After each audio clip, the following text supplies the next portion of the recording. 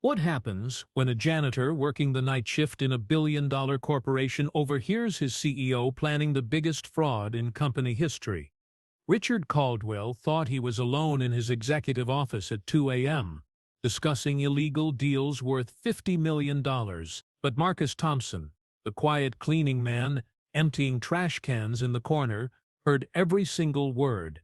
What the arrogant CEO didn't know was that this invisible janitor had a Harvard MBA, 15 years of business experience, and a very personal reason for being in that building. The conversation Caldwell thought was private was about to destroy everything he'd built, because Marcus wasn't just any employee, he was the original founder of the company that Caldwell had stolen from him 5 years ago. The clock on the 48th floor of Meridian Industries read 2:17 a.m. when Marcus Thompson pushed his cart out of the elevator. The building was a cathedral of glass and steel rising above downtown Chicago, its windows reflecting the city lights like a beacon of corporate power. But tonight, those gleaming offices held secrets that would topple empires. Marcus paused for a moment, allowing himself to remember what this place had once meant to him. 7 years ago, he built Meridian Industries from nothing into a major defense contract. Now he cleaned the floors where he'd once commanded board meetings. The irony wasn't lost on him, but Marcus had learned that sometimes you had to lose everything to understand what truly mattered. And what mattered now was just. Marcus moved with practiced silence through the executive corridor, his footsteps muffled by expensive carpeting that cost more per square foot than most people earned in a week. He wore the standard-issue navy blue uniform of Pinnacle Cleaning Services, complete with name tag and company logo. To anyone watching security cameras, he was exactly what he appeared to be, a middle-aged black man, earning an honest living cleaning up after people who would never learn his name. But appearances, as Marcus had learned the hard way, could be devastatingly deceiving. He paused outside the corner office, noting the light still blazing behind frosted glass doors.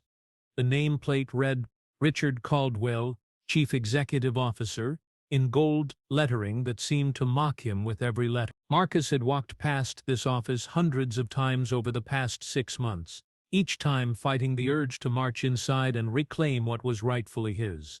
The office had been his sanctuary for 3 years before Caldwell's hostile takeover. Under Caldwell's leadership, Meridian had become something Marcus barely recognized, a profit machine that put shareholder returns above everything else, including national security.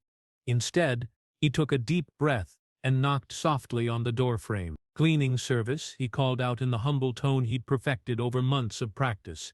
Yeah, whatever, came the distracted response from inside. Just do your job and don't bother me. Marcus entered the office that had once been his sanctuary, the place where he'd built dreams and conquered markets. Now it belonged to the man who'd orchestrated his downfall with surgical precision and complete ruthlessness. The irony wasn't lost on him. The predator was about to be observed by his prey. Richard Caldwell sat behind a mahogany desk that Marcus remembered purchasing himself 7 years ago. At 55, Caldwell had the kind of authoritative presence that commanded boardrooms and intimidated competitors. His silver hair was perfectly styled even at this ungodly hour, and his tailored suit probably cost more than Marcus's monthly salary. He was speaking into a secure phone, his voice low but not nearly low enough. Caldwell had appeared in Marcus's life 5 years ago as a potential investor with impeccable credentials. What Marcus hadn't known was that Caldwell specialized in identifying valuable companies, then systematically destroying their leadership to acquire them at fire sale prices. The campaign against Marcus had been masterful, planted stories questioning his leadership, pressure from investors, and carefully orchestrated board manipulation. Marcus began his routine, emptying wastebaskets and dusting surfaces with methodical precision. To Caldwell, he was invisible, just another piece of building maintenance, as relevant as the vacuum cleaner or floor polisher. It was exactly what Marcus had counted on. The senators on board, Caldwell was saying, his back turned to Marcus as he gazed out at the city skyline. $2 million in the Cayman account should ensure his vote on the defense contract. We'll route it through the usual shell companies. Marcus continued cleaning, his movement steady despite the adrenaline now coursing through his veins. 6 months of waiting, 6 months of careful planning, and finally the moment was arriving. He adjusted the small recording device hidden in his cleaning cart, making sure it was positioned to capture every word. "What about the Oversight Committee?" Caldwell asked his unseen caller. "Patterson's been asking too many questions about our government contracts."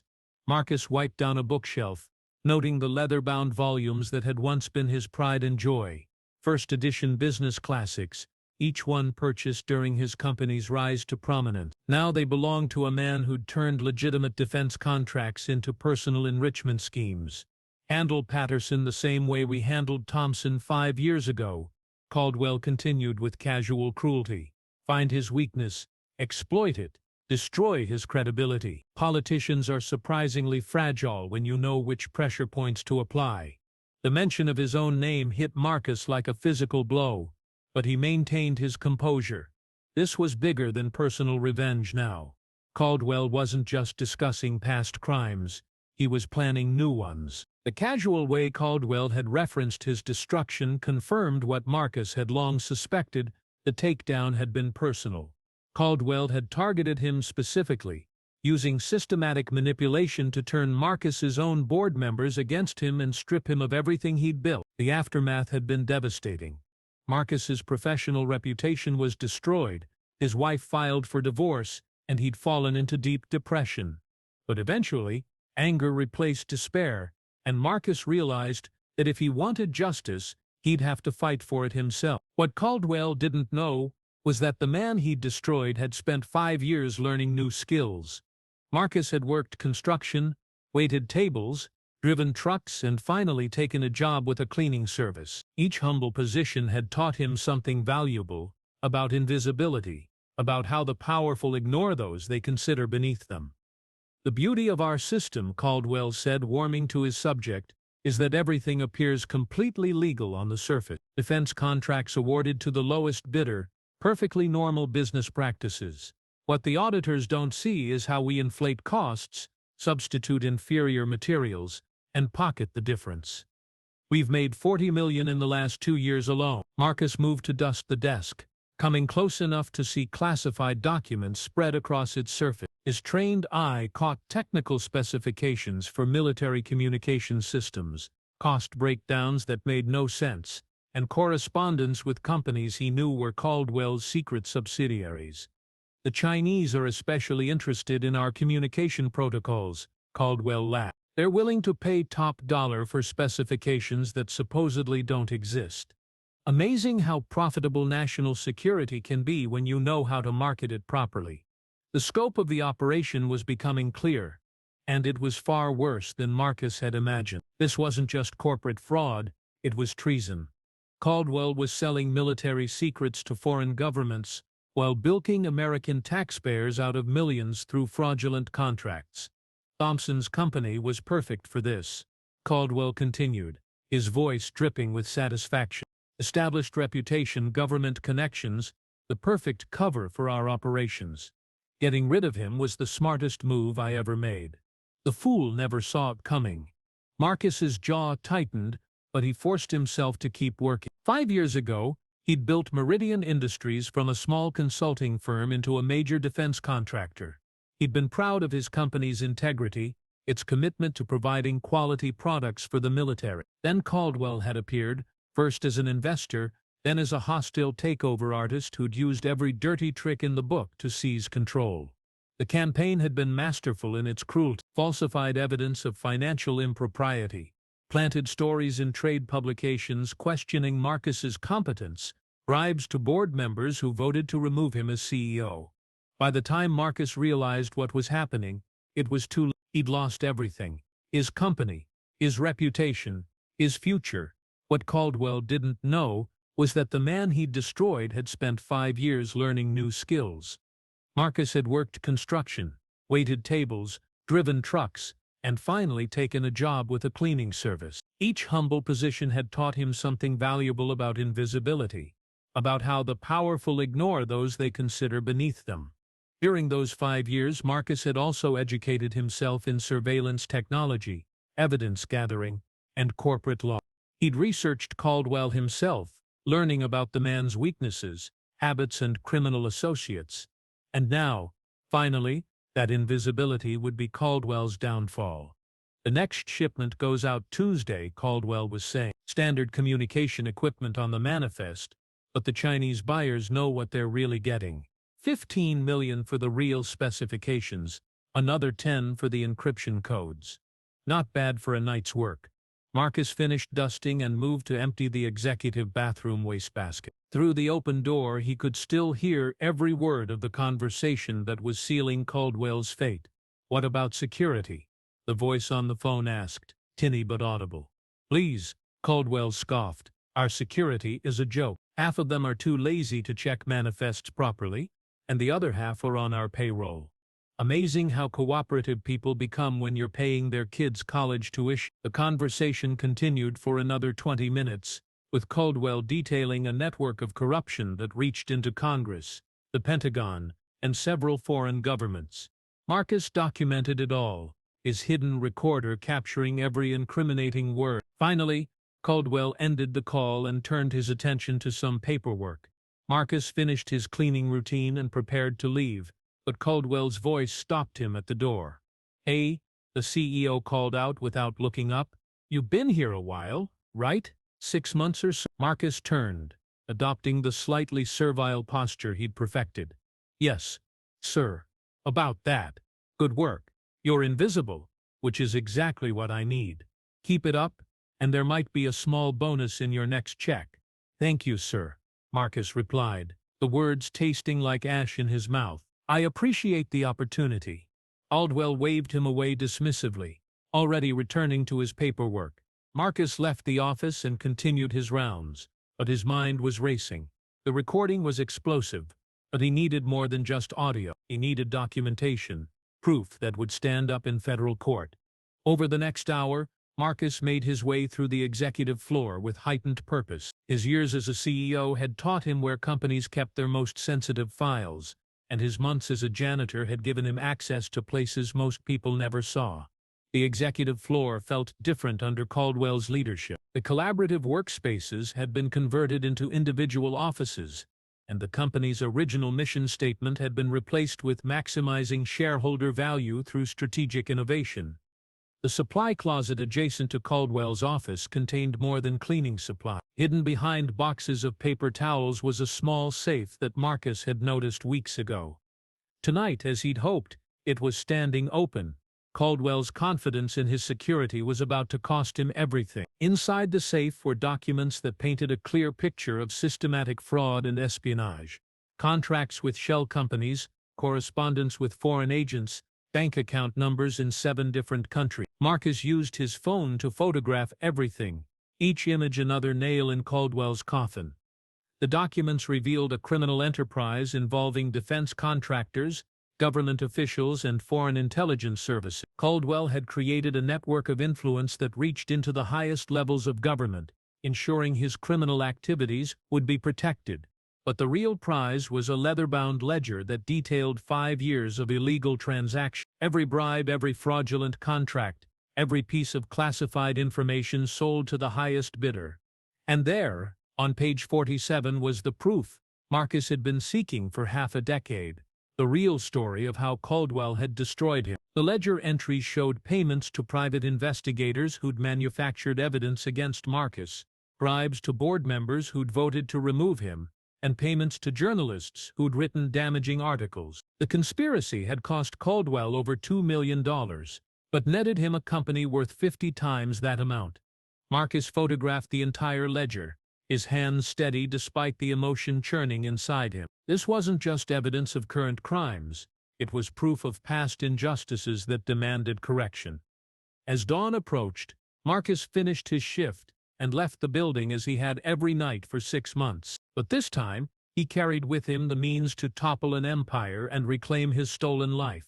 The FBI field office in downtown Chicago didn't officially open until 8 a.m., but Marcus knew that agents worked around the clock on major cases. He'd done his homework, identifying the perfect person to receive his explosive evidence, Special Agent Sarah Martinez, who specialized in white-collar crime and had a reputation for taking down corrupt executives. Marcus waited in his car across from the federal building, watching as early shift agents arrived for work. He'd prepared everything carefully: copies of the recordings, printed photographs of the documents, a detailed timeline of Caldwell's criminal activity. Everything was organized in a professional presentation that would make it impossible for the FBI to ignore.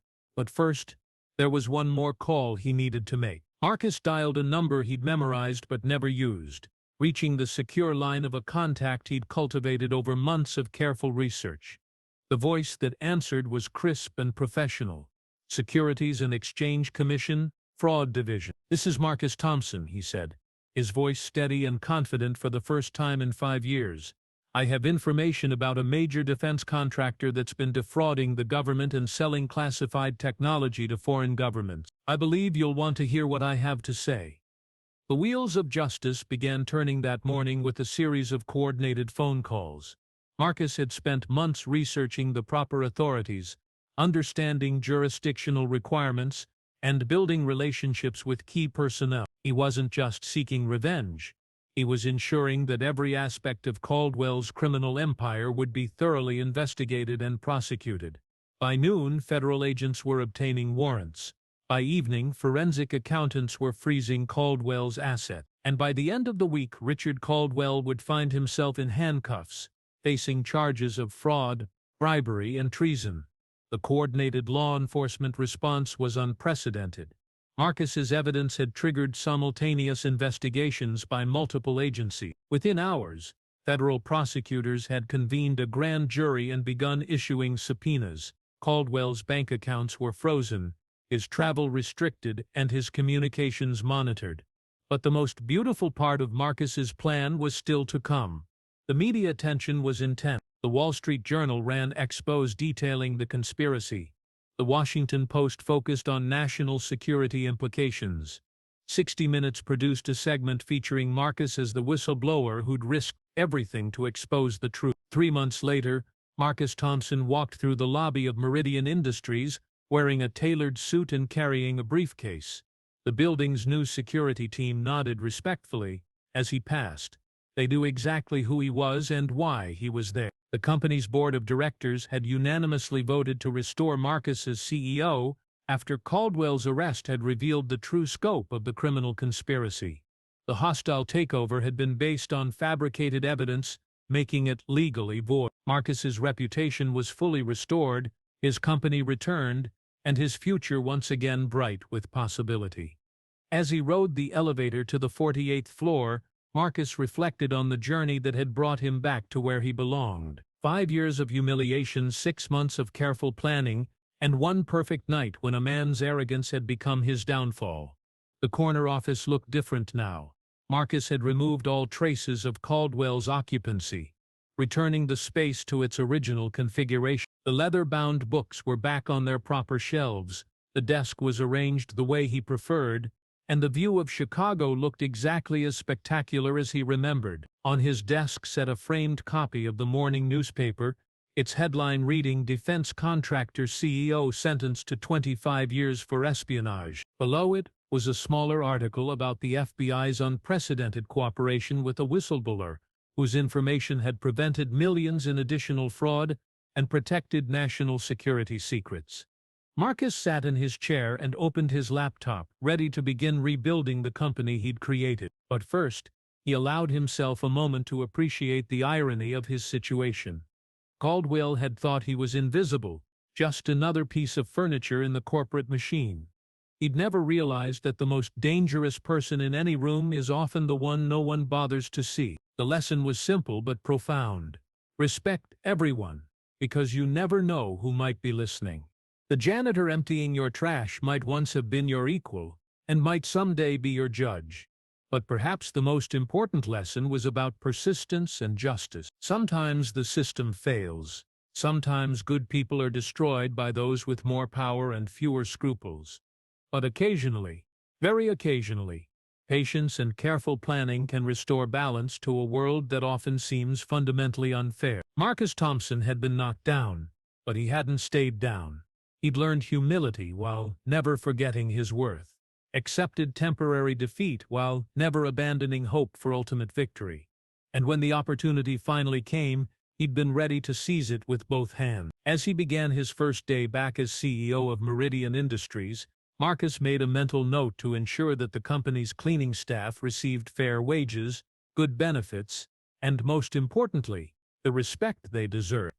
Because he knew better than anyone that you never really know who might be listening when you think you're alone. And in a city full of tall buildings and powerful people, that was a lesson worth remembering. Sometimes the most extraordinary stories begin with the most ordinary moments: a janitor pushing a cart, a CEO making a phone call, a man with nothing left to lose and everything to gain. Justice doesn't always wear a suit and sit behind a big desk. Sometimes it carries a mop and works the night shift, waiting patiently for the perfect moment to set things right. The truth has a way of surfacing, no matter how deeply it's buried.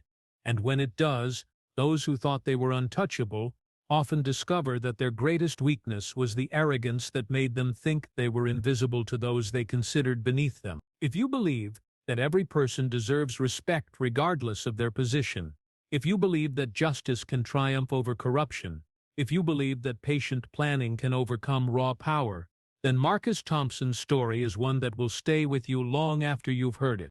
Because sometimes, just sometimes, the underdog wins in a way that makes the victory all the sweeter.